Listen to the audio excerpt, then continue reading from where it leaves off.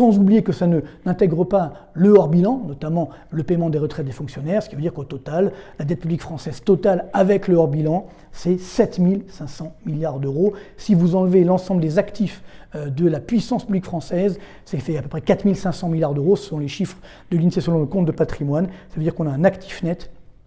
de 3 000 milliards d'euros. C'est-à-dire que même si on vend tous les actifs, la Joconde, la Tour Eiffel, etc., il nous manque 3 000 milliards d'euros pour rembourser la dette. Évidemment, on ne devra jamais rembourser la dette, sauf en cas de guerre ou autre, on ne sait jamais, mais bon, pour l'instant, ce n'est pas le cas, fort heureusement, mais néanmoins, ça nous montre que la France est bien, enfin, l'État français est bien dans une situation de faillite. Il faut bien distinguer la France et l'État français, évidemment. Alors, bien sûr, l'État français ne peut pas faire faillite, parce que ça sera ses créanciers qui vont ne pas être remboursés de leurs dettes, mais néanmoins, on se rend, du moins de leurs engagements vis-à-vis de l'État français, mais néanmoins, on se rend bien compte que c'est extrêmement dangereux, cette situation, et qui, évidemment, nous rend très fragiles, et nous sommes, bien entendu,